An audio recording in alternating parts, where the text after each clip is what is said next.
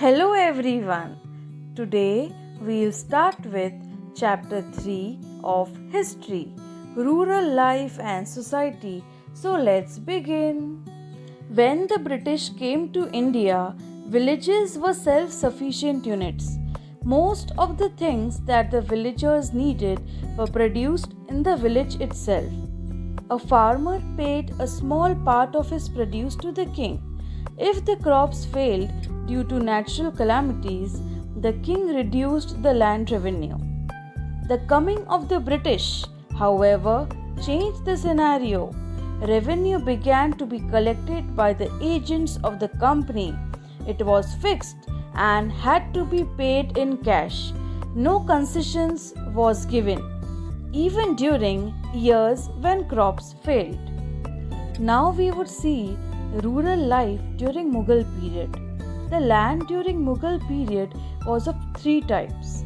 First one was the land that was given to Mansabdars as Jagir. Mansabdars are the people belonging to military rank. Jagir means land granted as token of appreciation by the kings. Then second was the Khalisa land. It was the revenue yielding land which was administered directly by the Imperial Revenue Department. Third one was the Inam land. Inam land was the tax-free land that was a gifted land. During the later stages of Mughals, that is during the declining days, the Ijara system or revenue farming was introduced to boost up the state's revenue.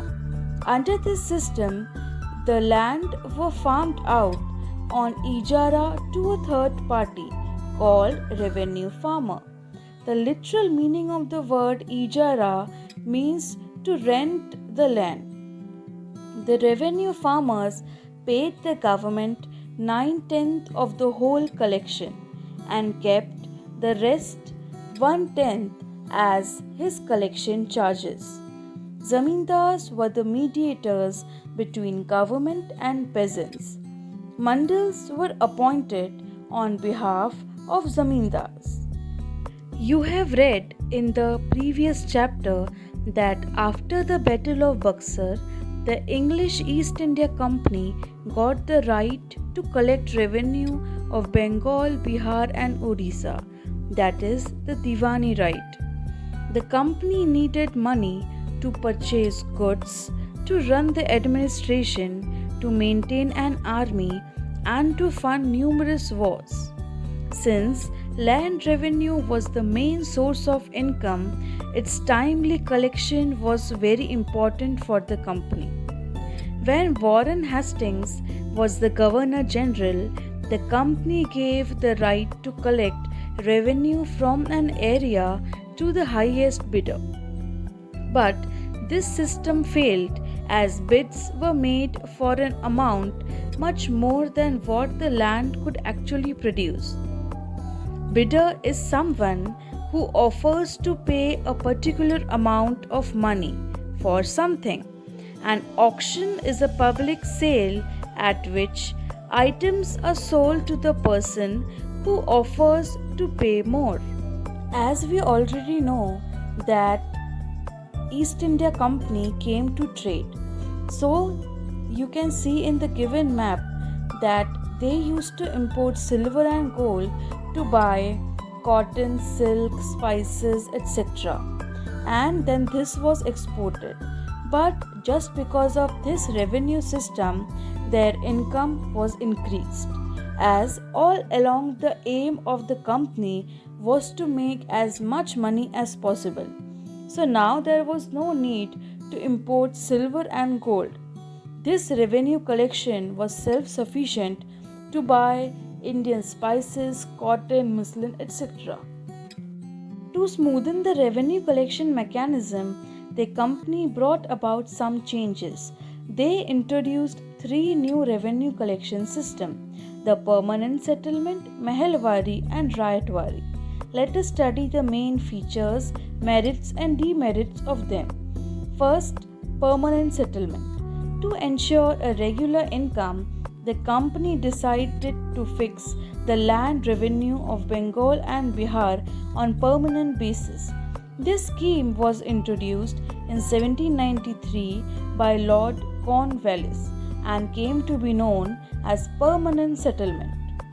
The local zamindars was asked to collect revenue from the peasants.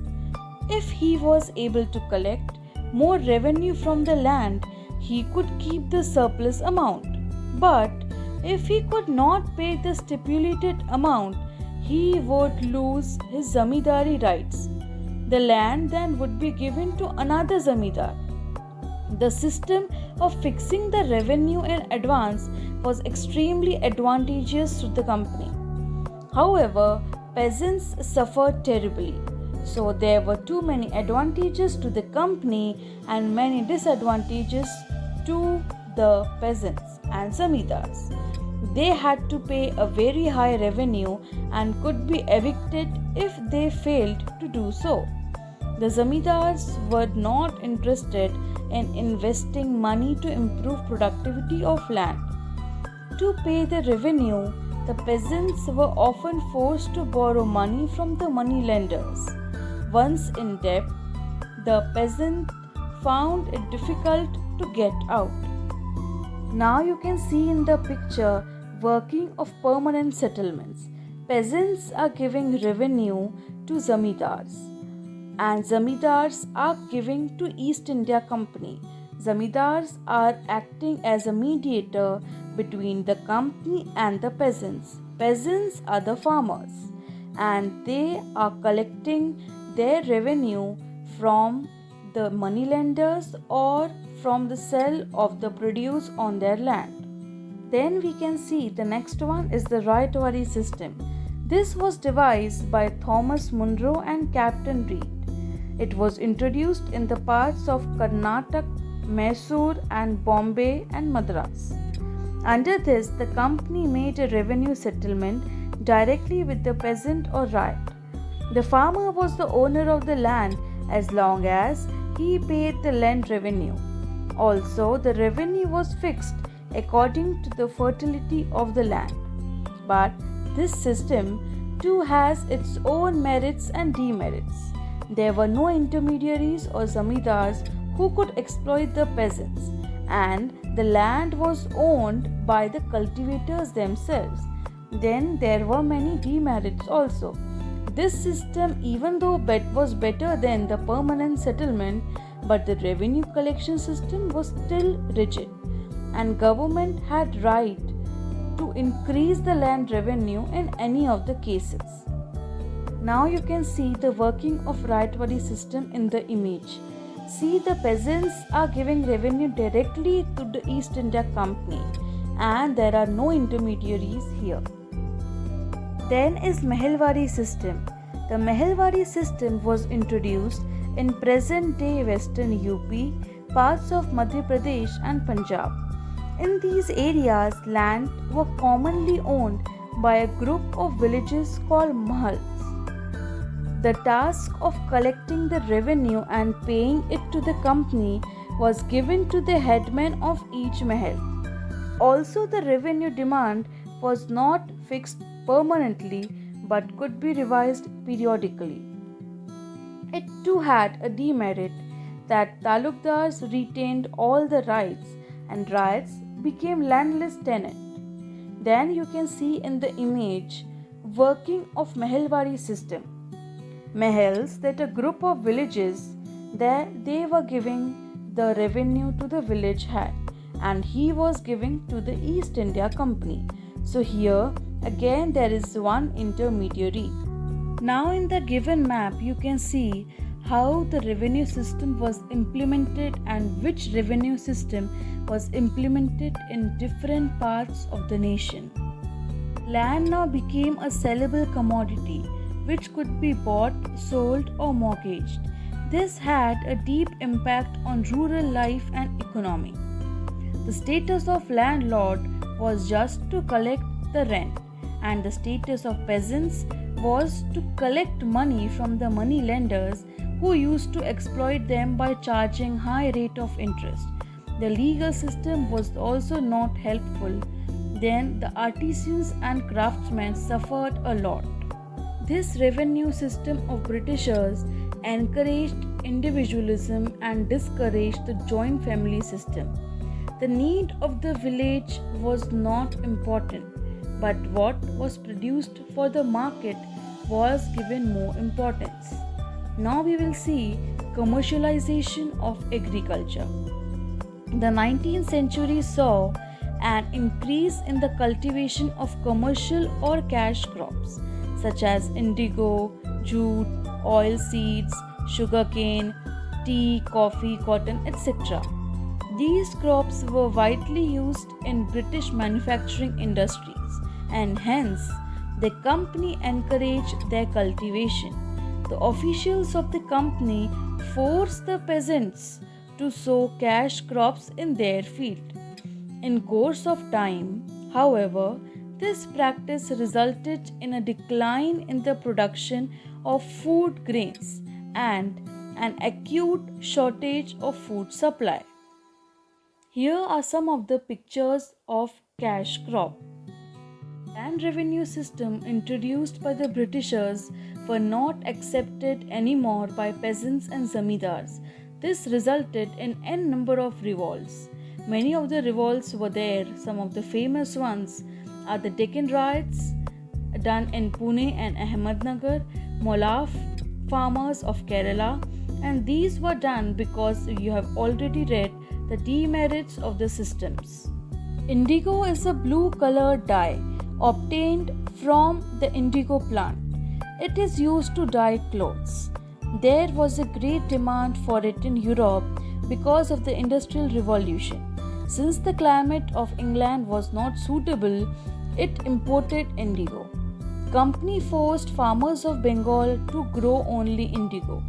By the beginning of 19th century, Indian indigo was a major export to England. Cultivating indigo was a labor-intensive job. Over time, the price paid to cultivators became less and less. There came a time when he had no option but to revolt. The Indigo Rebellion of 1859 to 60 in Bengal was a powerful peasant protest. Thousands of peasants refused to sow indigo on their land. Agents of the planters were beaten up in many places. The final blow to indigo came when the synthetic dye was invented, and Gandhiji's efforts in 1980 gave a relief. In 1860, Deena Bandhu Mitra wrote a play called Neel Darpan, the indigo planting mirror, in which he highlighted the atrocities committed by the indigo planters on the indigo cultivation.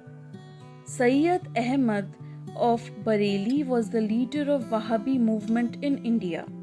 The Wahhabis advocated a revival of Islam in India.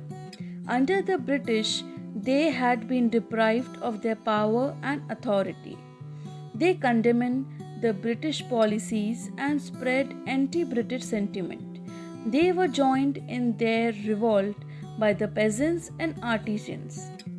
Fakir and Sanyari rebellion movement were also famous movements. Punjab, a case study. Britishers introduced advancements and technologies in India for their benefit, but it also benefited Indians. For example, introduction of Persian wheel and irrigation canal. Some of the examples are Sirhind Canal and Upper Bhari Doab Canal. Then the canal irrigation system is the largest in the world. In the image you can see Sirhind Canal and Persian wheel. Then timeline and summary is given. In 1722 CE, Ijadari system was introduced. 1786 permanent settlement. 1793 regulation was passed. 1830 Mehelwari system and indigo agitation of Bengal started from 1859 to 1860. Then the summary. Ijadari system, permanent settlement, Rayatwari, Mehelwari, these three were introduced by the Britishers. then cash crop, that is commercialization, then peasants revolt and Indigo revolt. These were the revolts. Then Wahhabi movement and Punjab, a case study. So here we complete our chapter. Thank you.